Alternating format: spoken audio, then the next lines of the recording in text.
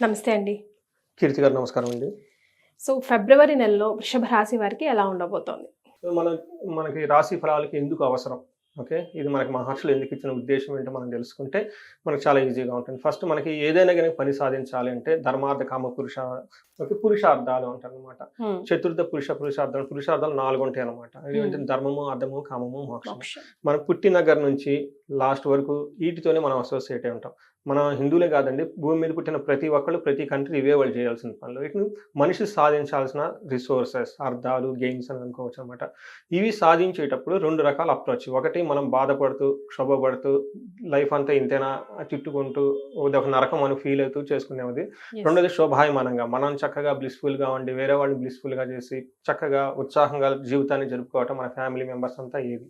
అయితే మనకిక్కడ జ్యోతిష శాస్త్రం యూజ్ అవుతుంది. హ్మ్. ఏ టైంలో ఎలాంటి మనకు అనుకూల పరిస్థితుల్లోనే, ఎలాంటి ప్రతికూల పరిస్థితుల్లోనే మనకి క్లీన్‌గా జ్యోతిష శాస్త్రంలో మహర్షులు చెప్పారు. అదే జ్యోతిష శాస్త్రం. Light, it throws the light. హ్మ్. ముందుకు రాబోయే వాటి గురించి అనమాట. దీన్ని వాడుకొని చక్కగా మనకి ఆది శంకరాచార్యులు చెప్పినట్లుగా వివేక వైరాగ్యాలు కలిగి ఉండాలి. అంటే విజ్డమ్, ఎప్పుడు ఏ పని చేయాలో తెలుసుకొని ఉండాలి. బరబరన వెళ్ళిపోవటం కాదు. హ్మ్. అలానే ఏది మనం చేయకుండా ఉండాలో కూడా నేర్చుకోవాలండి. హ్మ్. ఏదైతే మనకి ఇబ్బంది పెడుతుందో దాన్ని తీసి అవతల వేయటం అనేది వైరాగ్యం అంటారనమాట. ఇలా మనుషులు చక్కగా హ్యాపీగా ఉండాలనే ఉద్దేశంతో మహర్షులు ఇచ్చిన జ్ఞానాన్ని శాస్త్రపరంగా యాజ్ ఇట్ ఈస్‌గా మీ ముఖంగా లేకుంటే సుమన్ టీవీ వెన్యూ ప్రకారంగా మనం షేర్ చేసుకున్నామండి. అందులో మాఘమాసం ఎంతో ఉత్సాహకరమైన మంతు.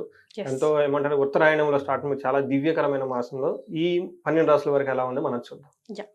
ఇది అన్నిటికేసేసి ఇందులోచ్చేసి. సో, ఫిబ్రవరి మంత్ గనుక మనం చూసుకుంటే ఇది మనం మాఘమాసంతో కలిపి వస్తుందని మనం ఆల్రెడీ చెప్పుకున్నామండి. సో, ఈ మాసంలో వృషభ రాశి గనుక మనం చూసుకుంటే ఇందులో ఉన్న ఫస్ట్ నక్షత్రాలు చూద్దాం. యెస్. కృతిక 2, 3, 4 పాదాలు, రోహిణి 1, 2, 3, 4 పాదాలు, మృగశిర 1, 2 పాదాలంతా మనకి వృషభ రాశి కింద వస్తాయి. అంతేకాకుండా పేరు బలం గనుక ఎవరికైనా చూసుకుంటే వీళ్ళకి ఈ, ఉ, ఏ, ఓ, వా, వి, వు, వే, ఓ ఈ అక్షరాలు మోర్ ఆర్ లెస్ ఇదే సౌండ్‌తో ఉన్న వాళ్ళంతా మనకి వృషభ రాశి కింద వస్తారని గమనించుకోవాలి. హ్మ్. మనం గ్రహాల యొక్క స్థితిని గనుక చూస్తే ఈ మాసంలో వీళ్ళకి ప్లానెట్స్ ఎక్కడెక్కడ ఉన్నాయి, వాళ్ళ మీద ఎలాంటి ఇంపాక్ట్ ఉందో చూసుకుందాం. ఈ మాసంలో మనకి ఈ గ్రహ స్థితిని బట్టి గమనించుకుంటే మనకి వృషభ రాశి వారికి ఎలా ఉందో చూద్దాం అన్నమాట.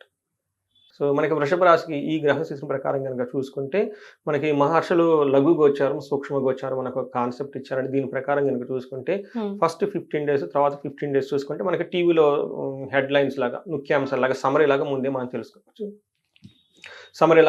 తెలుసుకోవచ్చు. దాంట్లో ఫస్ట్ వీళ్ళకి ఏమంటారంటే వీళ్ళ చుట్టూ ఉండే వాతావరణము ఒక రకంగా చెప్పాలంటే కొంచెం ద్వేషపూరితం ఉండే అవకాశం ఎక్కువగా ఉంటుంది. ఓకే. ధనం అయితే ఎక్కువగా ఖర్చు పెట్టే అవకాశం ఎక్కువగా ఉంటుంది. కానీ ఏ పని చేసినా గానీ సక్సెస్ అవుతుంది. అందులో ఆటంకాలు ఏ విధంగా ఉండవు. చాలా బావుంటుంది. చాలా అభయప్రదంగా కూడా చక్కగా ఉండే అవకాశం ఎక్కువగా ఉంటుంది. అయితే సూర్యుడు మారిన తర్వాత వీళ్ళకి ఇంకెలాంటి ఫలితాలు ఉంటాయంటండి, ఏదైనా పని గనుక చేస్తే పనిలో బాగా కలిసొస్తుంది. హ్మ్. తర్వాత సౌఖ్యంగా ఉంటారు, అభయప్రదంగా ఉంటారు, హ్యాపీగా ఉంటారు. ఎలాంటి ఆటంకాలు ఉండవు. ఒక రకంగా చెప్పాలంటే వృషభ రాశి వారికి ఈ ఫిబ్రవరి మంత్ చాలా బాగుంటుందని మనం చెప్పుకోవాలి. ఇన్ సమ్మరీ చెప్పుకుంటే. ఓకే. సో, మనకి ఏ విధంగా బావుంటుందో చూద్దాం. చూద్దాం. సో, మనకి గోచారం ప్రకారం గనుక సూర్యుడు వీళ్ళకి 10థ్ హౌస్‌లో ఉండటం వల్ల 10థ్ హౌస్‌లో సూర్యుడు వీళ్ళకి బాగా యోగ్యతనిస్తాడు. హ్మ్. సో, ఏ విధంగా అంటే మనకి సంస్కృతంలో మహర్షులు ఏం చెప్తారంటే అర్ధసిద్ధి, స్వధారోగ్యం, బంధుమిత్ర సమాగమం, రాజదర్శనం, సల్లాపు, సుసౌఖ్యం, దశమే రవి అని చెప్తారనమాట. రవి గనక 10వ ఇంట్లో ఉంటే ఎలాంటిది ఉంటేనంటే ఫస్ట్ మనకి రాజదర్శనం అంటే ఆఫ్‌కోర్స్ ఇప్పుడు రాజులు ఉండరు కాబట్టి గవర్నమెంట్ అఫీషియల్స్ కలవటము, పొలిటీషియన్‌ని కలవటము, బాసుల్ని కలవటము, తర్వాత అప్పటిదాకా ఏదైనా ఆఫీస్‌లో పెండింగ్ ప్రాజెక్ట్స్ ఉన్నా, ఏదైనా ఉన్నా గానీ పై సీనియర్ ఆఫీసర్‌తో డిస్కస్ చేయటం, వాళ్ళతో చక్కగా కలిసి వాళ్ళకి కావాల్సిన పని చేపించుకుంటారు. సో, హ్మ్. ప్రొఫెషనల్‌గా గానీ వాళ్ళకి చాలా బాగుంటుందని ఒక రకంగా చెప్పుకోవాలి. అంతేగాని బిజినెస్ పీపుల్ ఉంటే గవర్నమెంట్‌తో లాబింగ్ చేసుకోవటం కానీ, వాళ్ళకి కావాల్సిన కాంట్రాక్ట్స్ కానివ్వండి, అగ్రీమెంట్లు, ఈ పనులన్నీ అయ్యే అవకాశం చాలా ఎక్కువగా ఉండే అవకాశం ఎక్కువగా ఉంటుంది. ఓకే. అంతేకాకుండా అర్ధసిద్ధి, సదా ఆరోగ్యం. ఎప్పుడు ధనం ప్రకారం బావుంటుంది, ఆరోగ్యం బాగుంటుంది, బంధువులు, మిత్రులతో చక్కగా కలిసే అవకాశం ఎక్కువగా ఉంటుంది. మనం చెప్పనవసరం లేదు. ఈ రాశి వాళ్ళు మాఘమాసంలో చాలా పెళ్ళిళ్ళకి, వ్రతాలకెళ్తారు అని మనకు అర్థమవుతుంది. ఎందుకంటే ఆ టైంలో అన్నీ ఉంటాయి కాబట్టి వీళ్ళకి కూడా అదే చూపిస్తుంది కాబట్టి చక్కగా ఎళ్లి పార్టిసిపేట్ చేసే అవకాశం ఎక్కువగా ఉంటుంది. తర్వాత చక్కగా అందరితో మాట్లాడుతూ ఉల్లాసంగా, ఉత్సాహంగా ఉండే అవకాశం చాలా చాలా ఎక్కువగా ఉంది. యెస్. అయితే వీళ్ళు 4థ్ హౌస్‌లో దృష్టి ఉండటం వల్ల కొంచెం అన్‌కంఫర్టబుల్ గురయ్యే అవకాశం ఎక్కువగా ఏ ఉంటుంది. విషయంలో అండి? సో, దీనికి సుఖానికి సంబంధించి అంటే వాళ్ళ ఇంటికి సంబంధించిన విషయాల్లో కానివ్వండి, లేదంటే వాళ్ళు పడుకునే దాని గురించి కొంచెం రెస్ట్ తీసుకోవటం గానీ, కార్లు గానీ, కన్వీనియన్సు, ఇలాంటి వెహికల్స్ కానీ ఇట్లాంటి విషయంలో అంటే వాళ్ళు అంతకుముందు లగ్జరీగా ఎంజాయ్ చేసిన వాటి విషయంలో ఆ లగ్జరీ లేకుండా కొంచెం సాదా సీదాగా ఉండే గడపాల్సిన టైం అయితే కొంచెం ఎక్కువగా ఉండి లాస్ ఆఫ్ కంఫర్ట్ అంటారు అనమాట. మనకి ఏమంటారంటే సుఖం లేకపోవటం అంటారు కదండి, ఇది కూడా అవకాశం ఎక్కువ ఉంది. ఇది పర్టికులర్ ఇంటికి రిలేటెడ్ మ్యాటర్స్లో ఉండే అవకాశం ఎక్కువగా ఉంది. సో మనకి మార్స్ కుజుడి కనుక చూసుకుంటే వీళ్ళకి అంత యోగ్యతను ఇవ్వట్లేదు, కానీ వేద ఉండటం వల్ల ఈ అనుకూలమైన పరిస్థితులు వాళ్ళకి అంత ఎక్స్పీరియన్స్ అవ్వవు అనమాట. అంటే నార్మల్గా ఉంటుంది అని మనం చెప్పుకోవాలి. బట్ ఎలా ఉంటుందంటే అసత్వం సతతం క్లేశ సర్వకార్య వినాశనం సదా దుర్జన సంపర్క భీతి స్యాత్ ధనకే కుజే అని చెప్తున్నాం. అంటే రెండో ఇంట్లో కుజుడు ఉండటం వల్ల వీళ్ళు దుష్టులతో సమాసం పట్టే అవకాశం ఎక్కువగా ఉంటుంది. తర్వాత నీచ సంసర్గం అంటారనమాట. అంటే నీచులతో కలిసి మాట్లాడుకోవటం, వాళ్ళతో స్పెండ్ చేసే అవకాశం ఎక్కువగా ఉంటుంది. సదా దుర్జన అంటే చెడ్డ పీపుల్తో ఎక్కువగా వీళ్ళు పోయి కలిసే అవకాశం ఎక్కువగా ఉంటుంది. తర్వాత మళ్ళీ బాధపడుతూ ఉంటారు. అయ్యో నేను పని అనవసరంగా చేశాను, ఏదో చేసుకున్నాను, గిల్టీ పని ఏదో చేశాను, అనవసరంగా వాళ్ళతో చెడిపోయి ఇలా చెడగొట్టుకున్నాను అని చెప్పేసి బాధపడే అవకాశం ఎక్కువగా సిచ్యువేషన్ ఉంటుంది.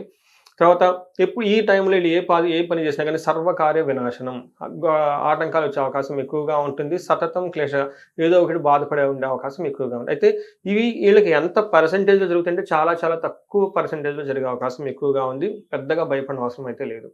అయితే వీళ్ళకి 5th ఆస్పెక్ట్ 9th ఆస్పెక్ట్ ఉండటం వల్ల ధనం విషయంలో కేర్ఫుల్గా ఉండాలి. ధనం లేకపోవటం వల్ల భయపడే అవకాశం ఎక్కువగా ఉంటుంది. అంతేకాకుండా వీళ్ళకి 9th హౌస్లో దృష్టి ఉండటం వల్ల కానీ రోగాలు వచ్చే అవకాశము, లేదంటే సమాజంలో ఏమని చెప్తారంటే షేమ్గా ఫీల్ అయిపోయే సంఘటనలు జరిగే అవకాశం కూడా, అఘోరం జరిగే సంఘటనల విషయం కూడా జరిగే అవకాశం ఎక్కువగా ఉంది. కాబట్టి కొంచెం గమనించుకొని జాగ్రత్తగా ఉండాలి. శుక్రుని కనుక మనం చూసుకుంటే వీళ్ళకి చాలా మంచి యోగ్యతను ఇస్తున్నాడు అని మనం చెప్పుకోవాలన్నమాట. ఎలాంటి యోగ్యతను ఇస్తున్నారంటేనండి, పుష్టిం కాంతిం తదా కీర్తి మిష్ట సిద్ధి కార్య సాధకం క్షీరాన్న భోజనం కుర్యాత్ శుక్రై ఏకాదశే ఫలం అని చెప్తారు. అంటే 11వ ఇంట్లో ఉండటం వల్ల శుక్రుడు వీళ్ళకి శరీరం చాలా కాంతివంతంగా ఉంటారు, పుష్టిగా ఉంటారు, అనుకున్న పనులని చక్కగా చేసుకుంటూ ఉంటారు, చక్కగా ఫుడ్ తింటూ ఉంటారు, అందరితో కలిసి మెలిసి కలివిడిగా చక్కగా హ్యాపీగా ఉండే సంఘటనలు ఉంటాయి. అంటే ఒక రకం చెప్పుకోవాలంటే వీళ్ళకి ఫిబ్రవరి మంత్లో మనకి చాలా శుభకార్యాలు ఉన్నాయి కాబట్టి ఆ కార్యక్రమాలు వీళ్ళు ఇంట్లో జరిగే అవకాశం ఎక్కువగా ఉంటుంది, వీళ్ళు వేరే వాళ్ళని పిలిచే అవకాశం ఎక్కువగా ఉంటుంది. సో ఇది ఒక మంచి టైం అని చెప్పుకోవాలి.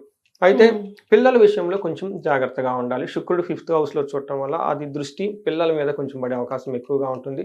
పిల్లలకి సడన్ గా హెల్త్ జ్వరం రావటము, కింద పడటం, పిల్లలకి ఏదైనా దెబ్బ తగలటము, ఇలాంటి విషయాలు జరిగే అవకాశం ఎక్కువగా ఉంటుంది. చిన్నపిల్లలకి కామన్ అనుకోండి, బట్ అంత పెద్ద సీరియస్గా తీసుకునే అవసరం లేదు. కొంచెం కేర్ఫుల్గా ఉంటే బాగుంటుంది. సో మరి నక్షత్రాల ప్రకారం కూడా ఒకసారి వీళ్ళకి ఎలా ఉంటుందో తెలుసుకుందామండి. మనం కృతిక, రోహిణి, మృగశిర ఈ 3 నక్షత్రాలు మనకి వృషభ రాశిలో ఉంటాయండి. మనం కృతికా నక్షత్రం వాళ్ళు కనుక చూసుకుంటే ఈ మహర్షులు మనకి అంగగోచారం అనే ఒక కాన్సెప్ట్ని ఇచ్చారండి. దీని ద్వారా నక్షత్రాలు డీటెయిల్డ్ ఇన్ఫర్మేషన్ మనకు వస్తుంది. మనం కృతికా నక్షత్రం వాళ్ళని చూసుకుంటే 2 విషయాల్లో చాలా పాజిటివ్గా ఉంటుంది, 2 విషయాల్లో చాలా ఛాలెంజింగ్ ఉంటుంది. ఎక్కడ పాజిటివ్ అంటే మంత్ అంతా ఫస్ట్ క్షేమంగా ఉంటారు, చిన్న ఏమైనా జరిగినా కానీ హ్యాపీగా ఉంటారు. తర్వాత ఫారిన్ వెళ్ళాలనుకున్న వాళ్ళకి ఇది చాలా మంచి యోగ్యకరమైన టైం అనుకోవాలి. లేదంటే ఊళ్ళు కానీ ఎక్కడికైనా వెళ్ళి కొంతకాలం లాంగ్ వెకేషన్ ప్లాన్ చేసుకునే వాళ్ళు కూడా బెస్ట్ టైం అని మనం అనుకోవాలన్నమాట. అంతేకాకుండా 2 విషయాలు కేర్ఫుల్గా ఉండాలి. ఒకటి దేహ పీడనం, హెల్త్ కాంప్లికేషన్స్ వచ్చే అవకాశం ఎక్కువగా ఉంటుంది. కలహం, గొడవలు అయ్యే అవకాశం కూడా ఎక్కువగా ఉంటుంది. ఈ గొడవలు కూడా అన్నదమ్ముల వల్ల వచ్చే అవకాశం ఎక్కువగా ఉంది. కాబట్టి కొంచెం కేర్ఫుల్గా ఉండాలి. మన రోహిణి నక్షత్రం కనుక చూసుకుంటే వీళ్ళకి 3 విషయాల్లో పాజిటివ్గా ఉంది, 2 విషయాల్లో ఛాలెంజింగ్గా ఉంది. ఫస్ట్ పాజిటివ్గా ఎక్కడ ఉందంటే వీళ్ళకి పరవాసం, ఫారిన్ వెళ్ళాలనుకుంటే చాలా బాగుంటుంది, క్షేమప్రదంగా ఉంటారు. తర్వాత ఎక్కడ వీళ్ళకి ఓవరాల్గా సక్సెస్ఫుల్గా ఉంటుంది మంత్ అని చెప్పుకోవాలన్నమాట. అయితే ఛాలెంజెస్ ఎక్కడ ఉంటుందంటే ఫస్ట్ 6 days ఫైనాన్షియల్ ట్రబుల్స్ ఉంటాయి, last 10 days 6 days health complications ఉండే అవకాశం ఎక్కువగా ఉంటుంది. రోహిణి నక్షత్రం వాళ్ళకి గొడవలు అయ్యే అవకాశం ఎక్కువగా ఉంటుంది, ఇది కొంచెం గమనించుకోవాలి. మృగశిర నక్షత్రం వాళ్ళకి 3 విషయాల్లో పాజిటివ్గా ఉంటుంది, 2 విషయాల్లో నెగిటివ్గా ఉంది. ఎక్కడ పాజిటివ్ అంటే వీళ్ళకి షాపింగ్ చేస్తారు, కావాల్సిన బట్టలన్నీ కొనుక్కుంటారు, ఫారిన్ వెళ్ళాలనుకునే వాళ్ళకి బాగుంటుంది, లాంగ్ వెకేషన్ ప్లాన్ చేసుకునే వాళ్ళకి చాలా బాగుంటుంది. తర్వాత ఈ మాసం కూడా వీళ్ళకి చాలా అనుకూలంగా యోగ్యదాయంగా ఉంటుంది ఓవరాల్గా కనుక మనం చూసుకుంటే. ఎక్కడ కేర్ఫుల్గా ఉండాలంటే ఫస్ట్ ఫైనాన్షియల్ ట్రబుల్స్ ఫేస్ చేసే అవకాశం ఎక్కువగా ఉంది. బడ్జెట్ ఓవర్ షూట్ అయ్యి ధనానికి ఇబ్బంది పడే అవకాశం ఎక్కువగా ఉంది కాబట్టి కేర్ఫుల్గా ఉండాలి. అది కూడా first 19 days of February month. తర్వాత నెక్స్ట్ 10 daysలో హెల్త్ కాంప్లికేషన్స్ వచ్చే అవకాశం ఎక్కువగా ఉంది, కేర్ఫుల్గా ఉండాలి. గొడవలు పడే అవకాశం కూడా ఎక్కువగా ఉంది. ఈ గొడవలు కూడాను అన్నదమ్ముల రిలేటెడ్ కానివ్వండి, లేదంటే ఫాదర్ లేదంటే అటు సైడ్ నుంచి ఎక్కువ గొడవలు వచ్చే అవకాశం ఎక్కువగా ఉంది. కాబట్టి దీన్ని గమనించుకొని చక్కగా మాసం అంతా ప్లాన్ చేసుకోవాల్సిన అవసరం ఎంతైనా ఉందండి. రైట్. మరి వీరికి ఏమైనా రెమెడీస్ సూచిస్తారా? బికాస్ హెల్త్ పరంగా, ఫ్యామిలీ పరంగా కూడా డిస్టర్బెన్స్ కనిపిస్తూనే ఉన్నాయి. అవునండి. రెమెడీస్ గనుక చూసుకుంటే వీళ్ళకి రోహిణి నక్షత్రంలో కార్యహాని జరిగే అవకాశం ఎక్కువగా ఉందండి. కార్యసిద్ధి హనుమాన్ మంత్రం చదువుకుంటే చాలా బాగుంటుంది. మ్హూ. అలానే మృగశిర నక్షత్రం వాళ్ళకి సుఖనాశనం, లగ్జరీ కంఫర్ట్ పోయే అవకాశం ఎక్కువగా ఉంది కాబట్టి వీళ్ళకి లక్ష్మీదేవి కృపా కటాక్షం చాలా చాలా అవసరం. శుక్రవారం నియమంగా ఉండి తర్వాత లక్ష్మీదేవిని కనుక ప్రార్థన చేస్తే చాలా బాగుంటుంది. లక్ష్మీనారాయణుని కానీ లేదంటే విష్ణుమూర్తికి సంబంధించిన వెంకటేశ్వర స్వామికి సంబంధించిన ఏ ఆలయం విజిట్ చేసినా కానీ చాలా చక్కగా ఉంటుంది. కృతికా నక్షత్రం వాళ్ళు పర్టికులర్గా వీళ్ళకి ఓ మహన్యాసపూర్వక ఏకాదశ రుద్రాభిషేకం చేయించుకుంటే చాలా చాలా బాగుంటుంది, చక్కగా ఉంటుంది. ఎందుకంటే వీళ్ళకి హెల్త్ కాంప్లికేషన్ కూడా చూపిస్తుంది. మీరు అడిగినట్టు వీళ్ళకి 2 ప్రాబ్లమ్స్ కామన్గా అందరికీ ఉన్నాయండి. ఒకటి హెల్త్, రెండోది కలహం, 2 ఉంది. గొడవలు, శత్రు బాధ వీళ్ళకి బాగా అధికంగా ఉండి ఓకే. అంటే ఇంట్లో గొడవలు, అన్నదమ్ములు అంటే ఓకే. బట్ బయట ఇంకా శత్రువులు ఏమన్నా వచ్చేసి సీరియస్‌గా గొడవలు గనక ఉంటే వీళ్ళు చండీ పారాయణం చేపించుకున్నా, చండీ హోమం చేపించుకున్నా గానీ చాలా ఆ గొడవల నుంచి చాలా చక్కగా బయటపడే అవకాశం ఎక్కువగా ఉంటుంది. కొంతమందికి అంతర్గత శత్రువులు ఉంటారు. కనపడకుండా ఉండేసి ఇబ్బంది పెడుతూ ఉంటారు. మరి వాళ్ళకి మన్యు పాశుపత హోమం గనక చేపించుకోగలిగితే ఉగ్రరూపమైన ఆంజనేయ స్వామిని వీళ్ళకి చాలా రక్షిస్తాడని మనం తెలుసుకోవాలి. సో ఓవరాల్‌గా అంతా క్షేమంగా ఉంది కాబట్టి అంత పెద్దగా బాధపడాల్సిన అవసరం అయితే ఈ రాశి వాళ్ళకైతే లేదు. ఎవరికైనా హెల్త్ గనక ఉంటే కొంచెం మృత్యుంజయ మంత్రాన్ని జపం చేసుకుంటూ ఉంటే చాలా బాగుంటుందండి. Right. Thank you so much అండి. ధన్యవాదాలు. థ్యాంక్ యూ అండి కీర్తి గారు.